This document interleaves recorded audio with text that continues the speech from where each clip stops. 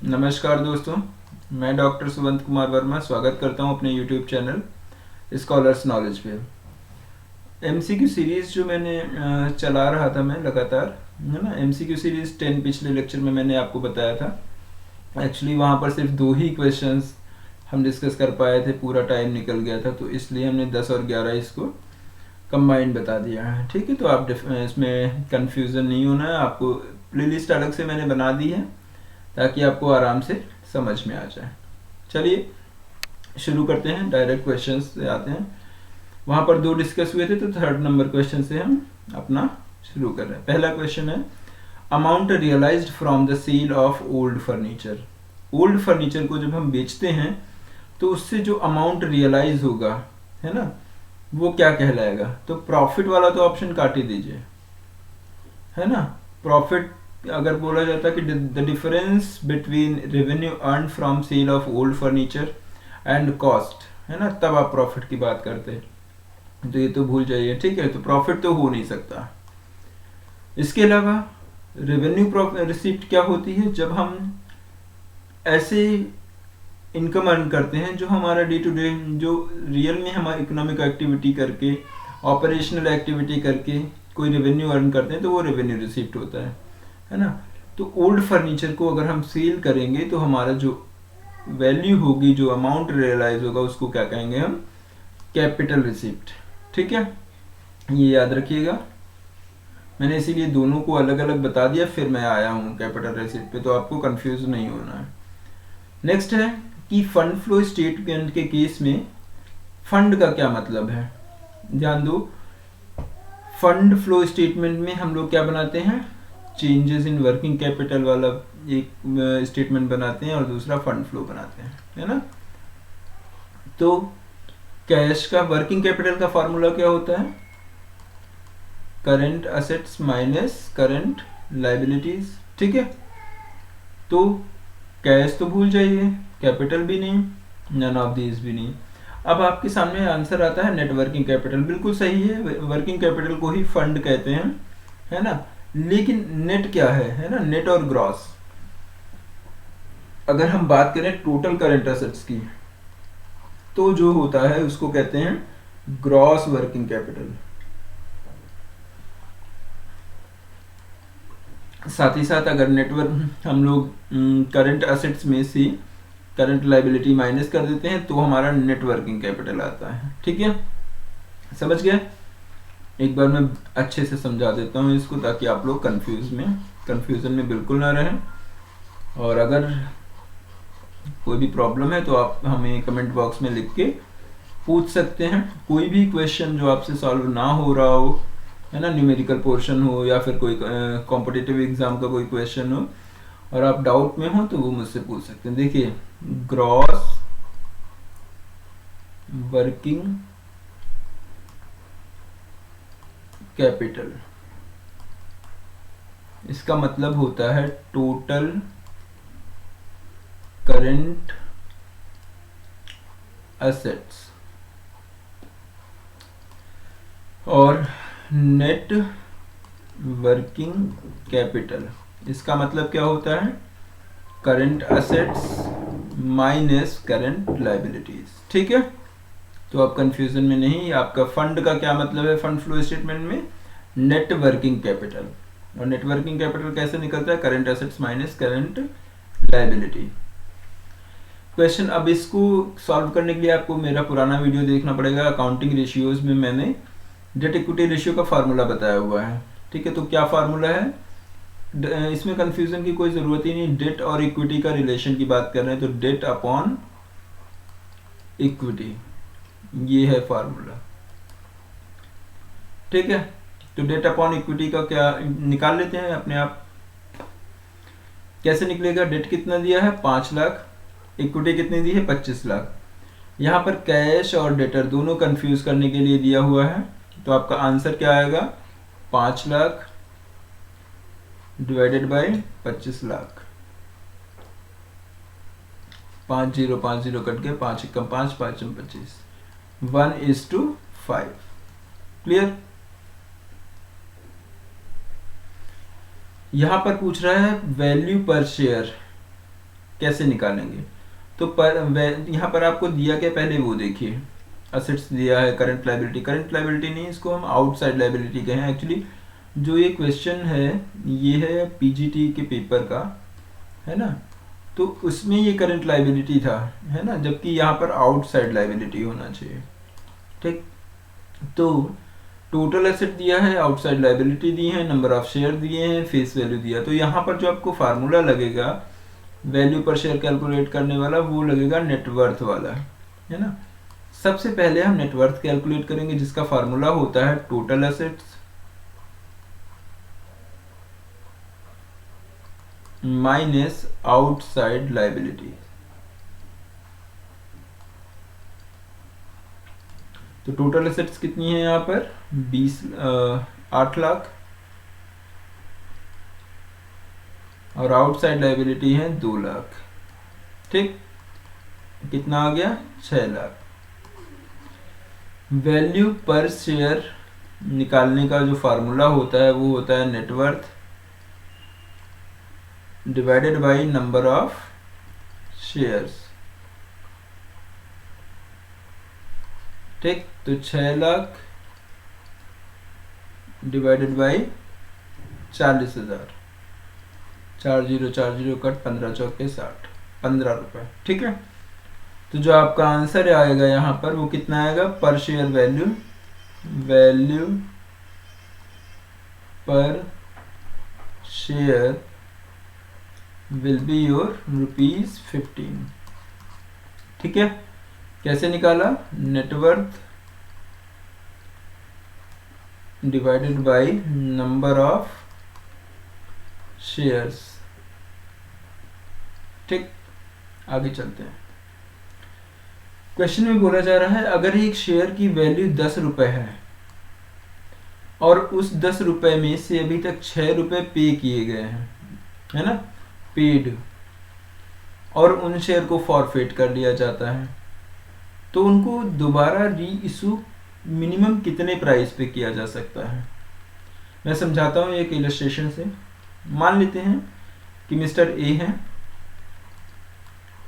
है ना, उन्होंने 100 शेयर ले रखे हैं एट द रेट 10 रुपीज, मतलब 1000 रुपए के हो गए, है ना, और टोटल कॉल की जा चुकी है, उन्होंने अभी तक 6 रुपए पे किए हैं, मतलब उन्होंने 600 पे किए होंगे और 400 जो है उनका अनपेड है।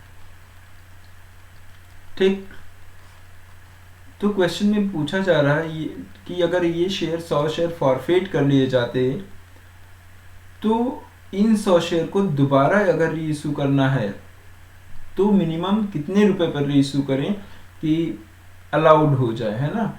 10, देखो मैक्सिमम तो 10 हो सकता है, हाँ प्रीमियम पर भी हो सकता है, लेकिन अगर हम प्रीमियम को थोड़ी देर के लिए भूल जाएं तो मैक्सिमम 10, और उससे मिनिमम कितना, क्या मिनिमम 6 पर इशू कर सकते हैं कि मिनिमम 4 रुपए पर इशू कर सकते हैं, देखते हैं।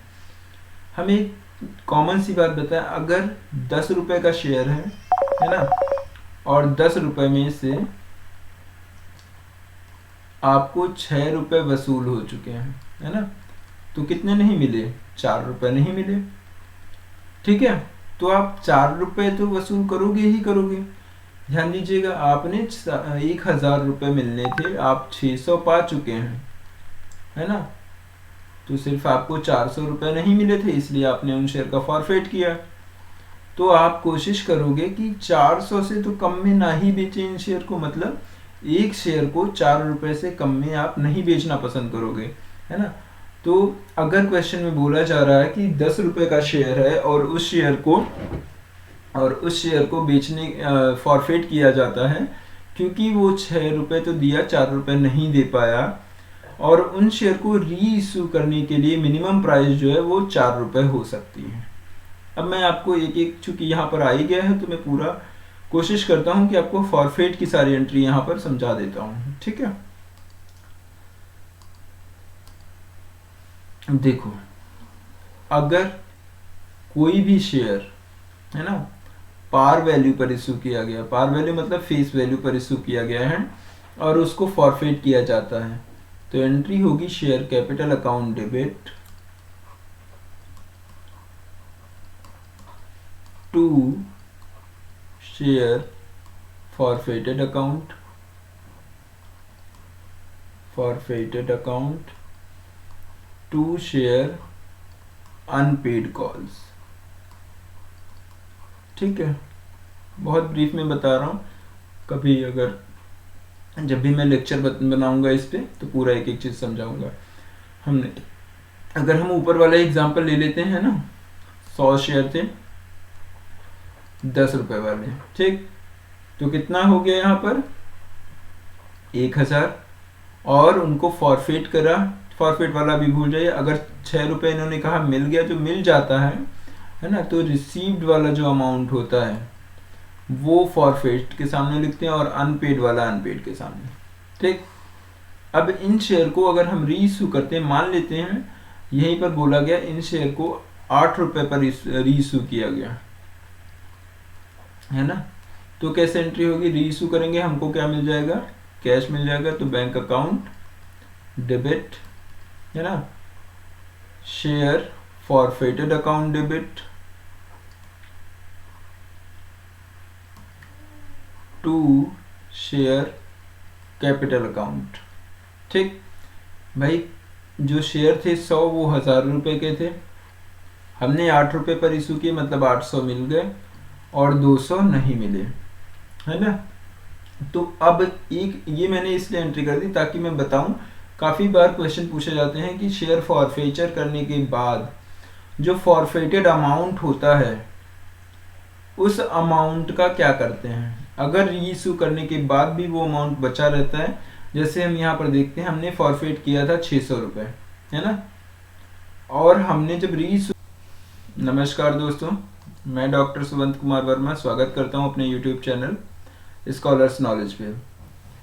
एमसीक्यू सीरीज जो मैंने चला रहा था मैं लगातार, है ना, एमसीक्यू सीरीज 10 पिछले लेक्चर में मैंने आपको बताया था।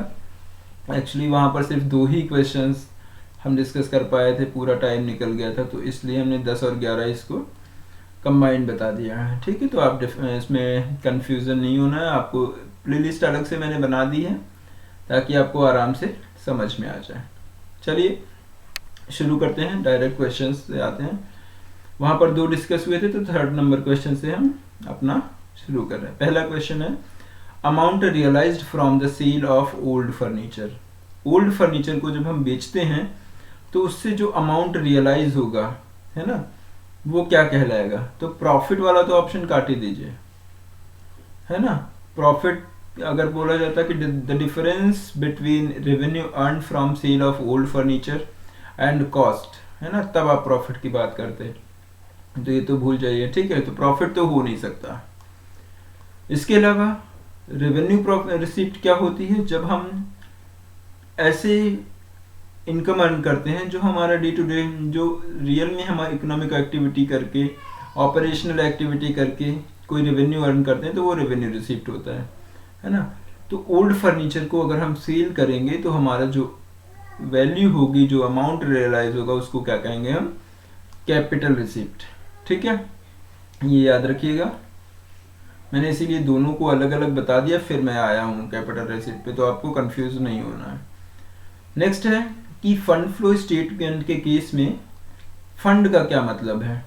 ध्यान दो, फंड फ्लो स्टेटमेंट में हम लोग क्या बनाते हैं? चेंजेस इन वर्किंग कैपिटल वाला एक स्टेटमेंट बनाते हैं और दूसरा फंड फ्लो बनाते हैं, है ना। तो कैश का, वर्किंग कैपिटल का फॉर्मूला क्या होता है? Current assets minus current liabilities. ठीक है, तो कैश तो भूल जाइए, कैपिटल भी नहीं, नन ऑफ दीज भी नहीं। अब आपके सामने आंसर आता है नेट वर्किंग कैपिटल। बिल्कुल सही है, वर्किंग कैपिटल को ही फंड कहते हैं, है ना। लेकिन नेट क्या है ना, नेट और ग्रॉस। अगर हम बात करें टोटल करंट असेट्स की, तो जो होता है उसको कहते हैं ग्रॉस वर्किंग कैपिटल। साथ ही साथ अगर नेटवर्क हम लोग करंट असेट्स में से करंट लायबिलिटी माइनस कर देते हैं तो हमारा नेट वर्किंग कैपिटल आता है। ठीक है, समझ गए? एक बार मैं अच्छे से समझा देता हूँ इसको, ताकि आप लोग कंफ्यूजन में बिल्कुल ना रहें। और अगर कोई भी प्रॉब्लम है तो आप हमें कमेंट बॉक्स में लिख के पूछ सकते हैं। कोई भी क्वेश्चन जो आपसे सॉल्व ना हो रहा हो, है ना, न्यूमेरिकल पोर्शन हो या फिर कोई कॉम्पिटिटिव एग्जाम का कोई क्वेश्चन हो और आप डाउट में हो तो वो मुझसे पूछ सकते हैं। देखिए, ग्रॉस वर्किंग कैपिटल, इसका मतलब होता है टोटल करंट एसेट्स और नेट वर्किंग कैपिटल, इसका मतलब क्या होता है, current assets minus current liabilities. ठीक है, तो आप कंफ्यूजन में नहीं। आपका फंड का क्या मतलब है, फंड फ्लो स्टेटमेंट में नेट वर्किंग कैपिटल, और नेट वर्किंग कैपिटल कैसे निकलता है, current assets minus current liability. Question, अब इसको सॉल्व करने के लिए आपको मेरा पुराना वीडियो देखना पड़ेगा। अकाउंटिंग रेशियोज में मैंने डेट इक्विटी रेशियो का फार्मूला बताया हुआ है। ठीक है, तो क्या फार्मूला है, इसमें कंफ्यूजन की कोई जरूरत ही नहीं। डेट और इक्विटी का रिलेशन की बात कर रहे हैं तो डेट अपॉन इक्विटी, ये है फार्मूला। ठीक है, तो डेट अपॉन इक्विटी का क्या निकाल लेते हैं अपने आप। कैसे निकलेगा, डेट कितना दिया है 5 लाख, इक्विटी कितनी दी है 25 लाख। यहाँ पर कैश और डेटर दोनों कंफ्यूज करने के लिए दिया हुआ है, तो आपका आंसर क्या आएगा, 5 lakh divided by 25 lakh. 5 0 5 0 cut गए, 5 एकम 5 5 25, 1:5। क्लियर। यहां पर पूछ रहा है वैल्यू पर शेयर कैसे निकालेंगे, तो यहां पर आपको दिया क्या, पहले वो देखिए, असेट्स दिया है, करंट लायबिलिटी, करंट लायबिलिटी नहीं, इसको हम आउटसाइड लायबिलिटी कहें। एक्चुअली जो ये क्वेश्चन है ये है पीजीटी के पेपर का, है ना, तो उसमें ये करंट लायबिलिटी था, है ना, जबकि यहाँ पर आउटसाइड लायबिलिटी होना चाहिए। ठीक, तो टोटल एसेट दिया है, आउटसाइड लायबिलिटी दी है, नंबर ऑफ शेयर दिए हैं, फेस वैल्यू दिया। तो यहाँ पर जो आपको फार्मूला लगेगा वैल्यू पर शेयर कैलकुलेट करने वाला, वो लगेगा नेटवर्थ वाला, है ना। सबसे पहले हम नेटवर्थ कैलकुलेट करेंगे, जिसका फार्मूला होता है total assets minus outside liability. तो टोटल एसेट्स कितनी है यहाँ पर 8 लाख और आउटसाइड लायबिलिटी है 2 लाख। ठीक, कितना आ गया 6 लाख। वैल्यू पर शेयर निकालने का जो फार्मूला होता है वो होता है net worth divided by number of shares. ठीक, तो 6 लाख डिवाइडेड बाय 40,000, 40 कट 15 चौके 60, 15 रुपए। ठीक है, तो जो आपका आंसर आएगा यहाँ पर वो कितना आएगा, पर शेयर वैल्यू, वैल्यू पर शेयर विल बी योर ₹15। ठीक है, कैसे निकाला, net worth divided by number of shares. ठीक, आगे चलते हैं। क्वेश्चन में बोला जा रहा है अगर एक शेयर की वैल्यू 10 रुपए है और उस 10 रुपए में से अभी तक 6 रुपए पे किए गए हैं, है ना, पेड, और उन शेयर को फॉरफिट कर लिया जाता है, तो उनको दोबारा री इशू मिनिमम कितने प्राइस पे किया जा सकता है। मैं समझाता हूँ एक इलस्ट्रेशन से। मान लेते हैं कि मिस्टर ए है ना, उन्होंने 100 शेयर ले रखे हैं एट द रेट 10 रुपीज, मतलब 1000 रुपए के हो गए, है ना, और टोटल कॉल की जा चुकी है, उन्होंने अभी तक 6 रुपए पे किए हैं, मतलब उन्होंने 600 पे किए होंगे और 400 जो है उनका अनपेड है। ठीक, तो क्वेश्चन में पूछा जा रहा है कि अगर ये शेयर 100 शेयर फॉरफिट कर लिए जाते तो इन 100 शेयर को दोबारा अगर री इशू करना है तो मिनिमम कितने रुपए पर री इशू करें कि अलाउड हो जाए, है ना। 10, देखो मैक्सिमम तो 10 हो सकता है, हाँ प्रीमियम पर भी हो सकता है, लेकिन अगर हम प्रीमियम को थोड़ी देर के लिए भूल जाएं तो मैक्सिमम 10, और उससे मिनिमम कितना, क्या मिनिमम 6 पर इशू कर सकते हैं कि मिनिमम 4 रुपए पर इशू कर सकते हैं, देखते हैं। हमें एक कॉमन सी बात बताएं, अगर 10 रुपए का शेयर है ना, और 10 रुपए में से आपको 6 रुपए वसूल हो चुके हैं, है ना, तो कितने नहीं मिले, 4 रुपए नहीं मिले, ठीक है। तो आप 4 रुपए तो वसूल करोगे ही करोगे। ध्यान दीजिएगा, आपने 1000 रुपए मिलने थे, आप 600 पा चुके हैं, है ना, तो सिर्फ आपको 400 रुपए नहीं मिले थे, इसलिए आपने उन शेयर का फॉरफेट किया। तो आप कोशिश करोगे कि 400 से तो कम में ना ही बेचें इन शेयर को, मतलब एक शेयर को 4 रुपए से कम में आप नहीं बेचना पसंद करोगे, है ना। तो अगर क्वेश्चन में बोला जा रहा है कि 10 रुपए का शेयर है और उस शेयर को बेचने फॉरफेट किया जाता है क्योंकि वो 6 रुपए तो दिया, 4 रुपए नहीं दे पाया, और उन शेयर को री इशू करने के लिए मिनिमम प्राइस जो है वो 4 रुपए हो सकती है। अब मैं आपको एक एक, चूंकि यहाँ पर आ ही गया है तो मैं पूरा कोशिश करता हूँ कि आपको फॉरफेट की सारी एंट्री यहाँ पर समझा देता हूँ, ठीक है। देखो, अगर कोई भी शेयर, है ना, पार वैल्यू पर इशू किया गया, पार वैल्यू मतलब फेस वैल्यू पर इशू किया गया है और उसको फॉरफेट किया जाता है, तो एंट्री होगी share capital account debit to share forfeited account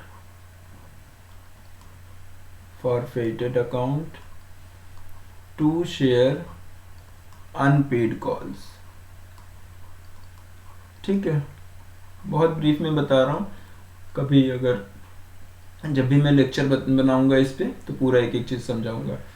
हमने अगर हम ऊपर वाला एग्जांपल ले लेते हैं ना, 100 शेयर थे 10 रुपए वाले, ठीक, तो कितना हो गया यहाँ पर 1000, और उनको फॉरफेट करा, फॉरफेट वाला भी भूल जाइए। अगर 6 रुपए इन्होंने कहा मिल गया, जो मिल जाता है ना, तो रिसीव्ड वाला जो अमाउंट होता है वो फॉरफेट के सामने लिखते हैं और अनपेड वाला अनपेड के सामने, ठीक।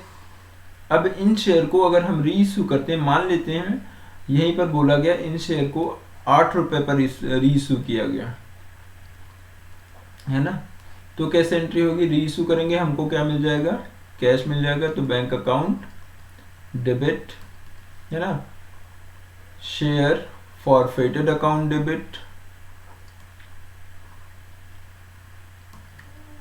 टू शेयर कैपिटल अकाउंट, ठीक।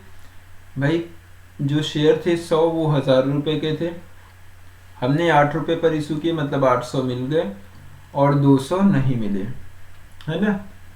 तो अब एक ये मैंने इसलिए एंट्री कर दी ताकि मैं बताऊं, काफी बार क्वेश्चन पूछे जाते हैं कि शेयर फॉरफेचर करने के बाद जो फॉरफेटेड अमाउंट होता है उस अमाउंट का क्या करते हैं। अगर री इशू करने के बाद भी वो अमाउंट बचा रहता है, जैसे हम यहाँ पर देखते हैं हमने फॉरफेट किया था 600 रुपए, है ना, और हमने जब री इशू, तो हम बात कर रहे थे कि अगर हमारे शेयर को फॉरफेट करना है ना, और फॉरफेट करने के बाद जो अभी मैंने एग्जांपल लिया था, चूंकि टेक्निकल इशू रहा, हमारा लैपटॉप अपने आप डेड हो गया था, बैटरी डाउन हो गई थी, तो मैं आगे कंटिन्यू कर रहा हूँ।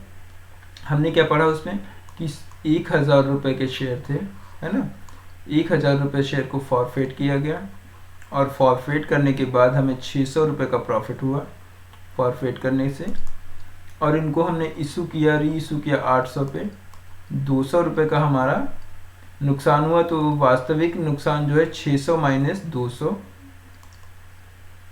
टोटल आया 400, ठीक।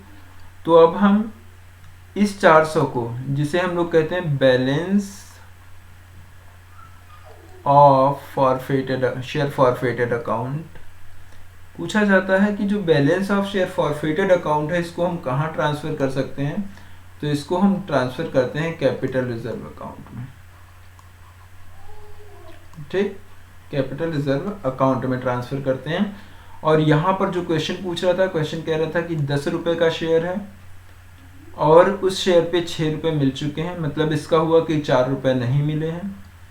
तो कहा जा रहा है कि अगर इन शेयर को फॉरफेट करने के बाद री इशू करते हैं तो मिनिमम कितने रुपए पर री इशू करते हैं, तो मिनिमम 4 रुपये पे री इशू करेंगे, जो कि अनपेड कॉल है। ठीक, अनपेड कॉल के बराबर री इशू करते हैं। ठीक है, आगे चलते हैं। ये पार्टनरशिप का क्वेश्चन आप सभी लोगों को पता होगा, फिर भी मैं एक बार कैलकुलेट करता हूँ, चूंकि इसमें क्वेश्चन बुकलेट में था तो मैं बता रहा हूँ। पी और क्यू दो लोग पार्टनर थे और उनका प्रॉफिट शेयरिंग रेशियो 8:5 था। ठीक है, मतलब ये हुआ कि पी को मिल रहा है 8/13 और क्यू को मिल रहा है 5/13। इन्होंने क्या किया, मिस्टर आर को इसमें शामिल किया पार्टनरशिप में न्यू, और कहा कि अब हमारा प्रॉफिट शेयरिंग रेशियो होगा 6:4:3। ठीक है, और क्वेश्चन में बोला जा रहा है कि सेक्रीफाइस रेशियो बताइए पी का। जब भी सेक्रीफाइसिंग रेशियो कैलकुलेट करते हैं हम लोग तो फार्मूला लगता है old ratio minus new ratio. ठीक, ओल्ड रेशियो 8/13 था, ठीक, 5/13 था। न्यू रेशियो क्या है, 6:4:3, 6×4 = 10, 3 13 है ना, टोटल यहाँ पर भी 13 हो गया। तो 6/13 माइनस 4/13, यहाँ पर 8 माइनस 6/13 दैट इज 2/13। ऐसे ही यहाँ पर 5 माइनस 4/13 दैट इज 1/13। चूंकि हमसे पी का पूछा जा रहा है तो आंसर क्या होगा, 2/13, 2/13, 2/13।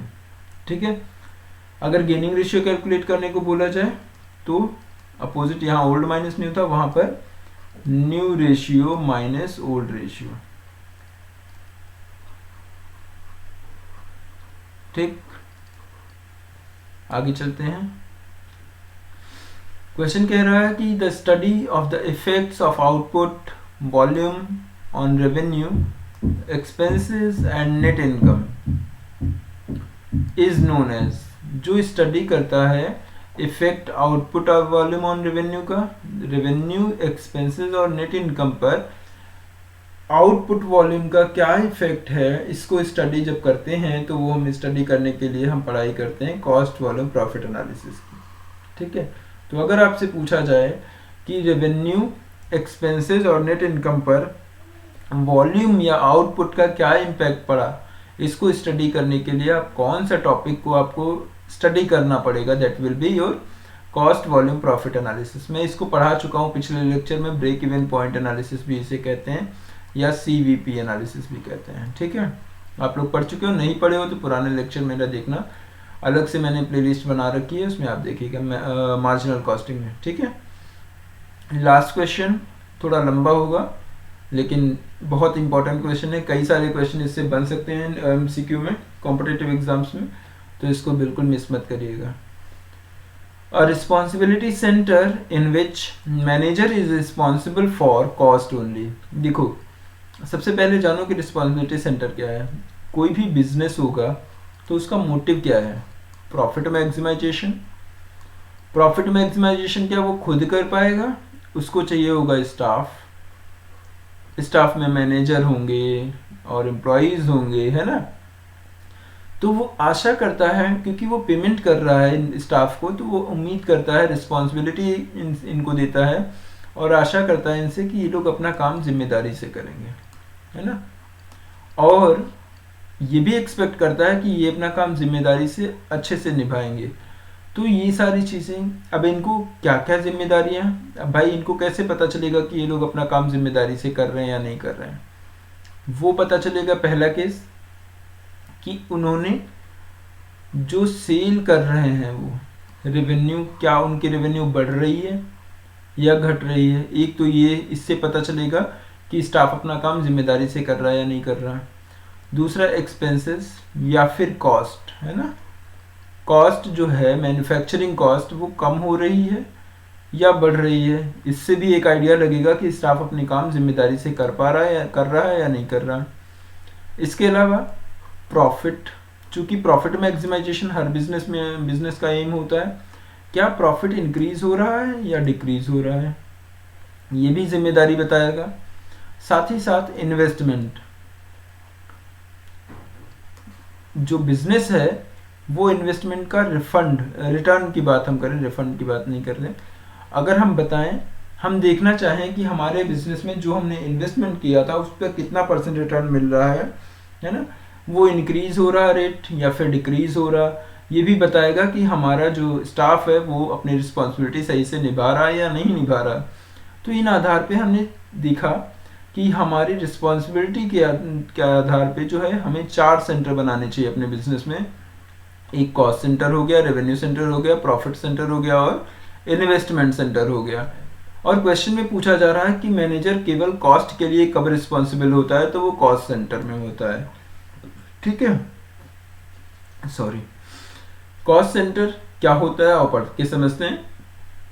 अ cost centre is an organisational segment in which a manager is held responsible only for cost। ठीक है, यही पूछा जा रहा है, only for cost। ठीक, तो कॉस्ट सेंटर आंसर हो गया। रेवेन्यू सेंटर क्या कहता है कि जब मैनेजर केवल रेवेन्यू के लिए रिस्पॉन्सिबल हो, पढ़ते हैं। Revenue centre is an organisational segment in which a manager is held accountable for only revenues. ठीक है, आगे भी यही लाइन रिपीट है। A revenue center is solely responsible for generating sales, है ना, सेल्स जनरेट होगी, बढ़ेगी, तभी तो रेवेन्यू अर्न होगा। और टिपिकली हम लोग रेवेन्यू सेंटर का जो मीनिंग है वो सेल्स डिपार्टमेंट से लगाते हैं। ठीक है, क्योंकि सेल्स जैसा जैसा इंक्रीज होगा वैसे वैसे हमारे रेवेन्यू इंक्रीज होगी और रेवेन्यू सेंटर के मैनेजर का जो है नाम ऊंचा होगा और उसकी सैलरी हो सकता बढ़ जाए, उसकी गुडविल मेंटेन होगी उसमें बिजनेस में।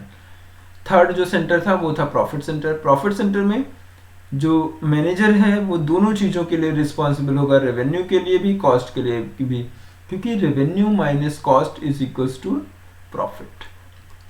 अगर रेवेन्यू बढ़ रहा है, कॉस्ट कम हो रहा है, तभी तो प्रॉफिट इंक्रीज होगा, या फिर रेवेन्यू बढ़ता जा रहा है, कॉस्ट कांस्टेंट है, तब भी प्रॉफिट बढ़ेगा, है ना। तो जब भी बोला जाए कि मैनेजर रिस्पॉन्सिबल होता है रेवेन्यू और कॉस्ट के लिए, किस सेगमेंट में, किस ऑर्गेनाइजेशनल सेगमेंट में, तो आप बोलोगे that will be your profit centre.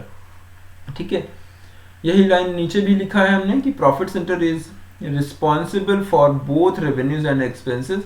Expenses को कॉस्ट बोल सकते हैं हम लोग। ठीक है, which result in profit and losses. Typically profit centre is a product line for which a product manager is responsible. ठीक है, last investment centre. Investment centre is responsible not only for profits, चूंकि हमने अभी ऊपर discuss किया था कि return on investment, है ना, तो केवल प्रॉफिट कमाना ही किसी बिजनेसमैन का मोटिव नहीं है। हमने क्या बोला था, उसका मोटिव क्या होगा, प्रॉफिट मैक्सिमाइजेशन। और प्रॉफिट मैक्सिमाइजेशन तभी होगा जब रिटर्न ऑन इन्वेस्टमेंट रेट जो है बढ़ती जाएगी। तो क्या है, investment center is responsible not only for profit but also for the return on funds invested in a group's operations। ठीक, यहाँ पर एक और लाइन मैंने ऐड करी है। Typically investment centre is a subsidiary entity for which the subsidiaries president is responsible.